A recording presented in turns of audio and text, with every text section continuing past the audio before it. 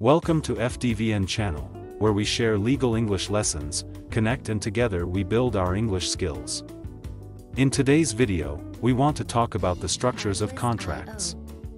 There is generally no legal requirement for a contract to follow a particular format or layout.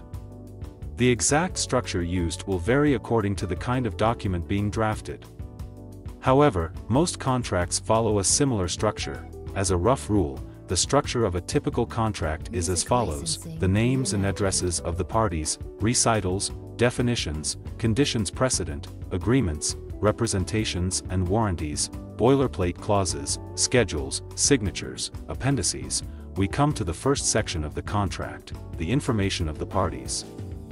The first section of the contract usually sets out the full names and postal addresses of all the parties to the contract. This section may also specify that a shortened name will be used in the remainder of the contract to denote each of the parties. For example, FDVN Law Firm, hereinafter referred to as the company. The words "the company" will then be used in the remainder of the contract in place of FDVN Law Firm. Next, definitions. The definitions section contains a list of terms used later in the contract. Each term is defined to reflect the specific meaning intended by the parties.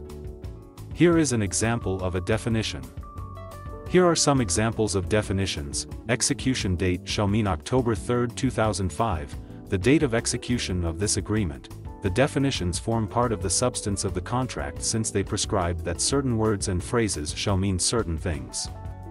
There are some problems arising with definitions when the defined word or phrase is used in the agreement in a different sense to the one in which it is defined. The definition is too vague so that the exact meaning is unclear and depends upon the party's interpretation. The definition is too narrow, in which case it can lead to absurd or unintended meaning in certain contexts. A term is defined to be used only once in the agreement. The next part is the conditions precedent. Conditions precedent are conditions which have to be satisfied before the agreement comes into force.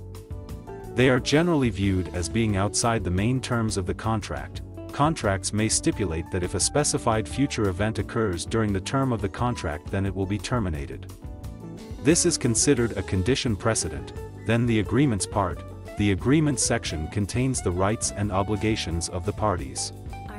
This part reflects the heart of the deal struck between the parties. The drafting of the clauses will therefore depend upon the particular facts of the case at hand. This section shall include provisions regarding indemnification, legal consequences, and other remedies in the event of a breach by either party. Representations and warranties. The representations and warranties section includes commitments by one or both parties regarding matters related to the performance of this agreement. Examples include confidentiality and non-disclosure provisions, termination, and unilateral termination of this agreement. A representation is a statement of fact made by one contracting party to the other, which induces the other to enter the contract. A warranty is a contractual promise, and if such a promise is not conducted, the innocent party will be able to claim damages. Boilerplate clauses. Boilerplate clauses are standard clauses that are inserted as a matter of course into certain types of agreement. They typically relate to procedural matters rather than the substantive terms of the deal. These include clauses dealing with service of notices, the means by which documents which relate to the contract must be sent, and assignment, whether and on what basis the parties can transfer the contract to other parties, together with many other types of clause, schedules. If the contract contains certain very detailed agreements or information, the parties often prefer to put this in schedules that are contained at the back of the contract.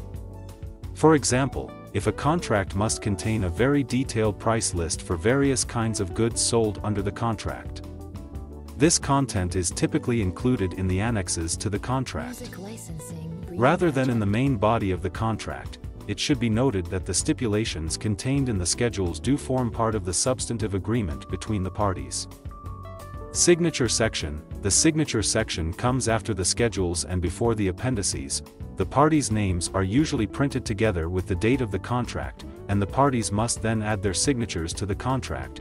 It is common practice for contracts to be produced in duplicate, one for each party, and the parties each sign both copies of the contract. For example, this contract is made into 02 copies of equal value, 01 copy for each party. And then each party sign below this sentence. The final part of contracts is appendices. Appendices usually contain documents that are referred to in the contract. These may simply be put there because they are useful reference material for the parties. They do not necessarily form part of the substantive agreement between the parties.